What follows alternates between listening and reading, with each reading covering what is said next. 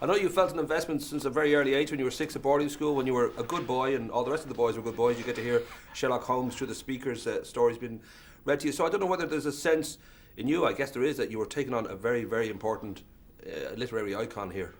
That's certainly true, that I have taken on a very significant English icon, but I don't think that frustrated my view of, or my direction of how he should be portrayed.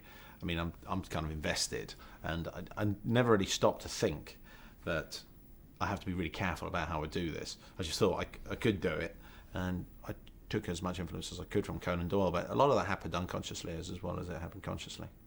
I know there was only 56, I think, short stories and 4 novels. So for such a small amount of work, relatively, this man has inspired an awful lot of celluloid. And I don't know whether you felt the need to go back and look for clues in those, Basil Rathbone and Nigel Bruce and all these guys, or whether you felt, well, let's rip all that up and start again, because we don't need to be looking at the cinema. We need to look at the books. Well, I either have the disadvantage or the advantage of never seeing any production. Apparently, there's 140 of them on the internet, on the IMDb, but I haven't seen anything.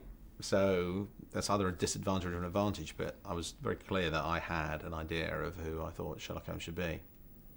I know that the beautiful Robert Downey Jr. has said that you've managed to make a film that's commercial and off-centre at the same time, which is always a difficult trick to pull off, because you want to please the studio and audiences, but you want to have something that you know is yours and your take on it.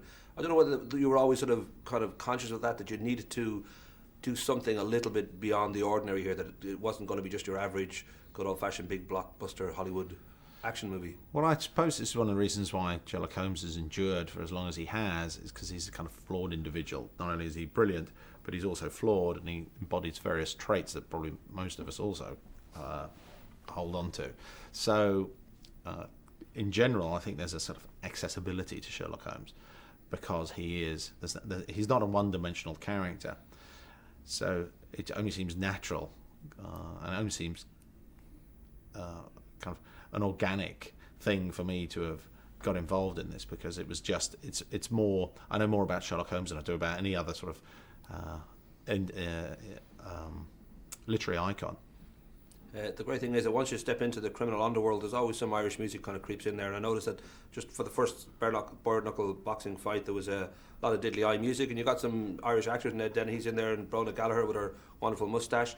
And you give the big Joe Egan a great break here too. And I know that he's got like 7 or 8 movies now lined up. I don't know, he's suddenly become the new Colin Farrell somehow. But that I don't know whether there was that sort of notion that you felt, well, this is a crucial part of any kind of underworld in London, that you really always have that Irish contingent who are ready to rob you and beat you and play some music and have fun with you. Yeah, well, I don't think it's a secret that I'm very fond of traditional Irish music anyway, and I thought that should somehow percolate a narrative, and it just seems to be it seems to have the right feeling, that music. I mean, English folk music has just evaporated, and somehow Ireland has managed to hold on to a traditional musical culture. So I just nicked that and stuck it on London, and I feel as though that's the kind of sound that will be resonating around London at that time. Irish or English, they're sort of interchangeable, if you will, of that period. Well, every reel and jig must end with a fight. That is part of the Irish traditional music dance sort of routine. That there must be a traffic cone involved as well at some point, but there has to be a fight at the end of every piece. So it suits it. Thanks. Rock and roll. Lovely to talk to you. Thank you. Nice to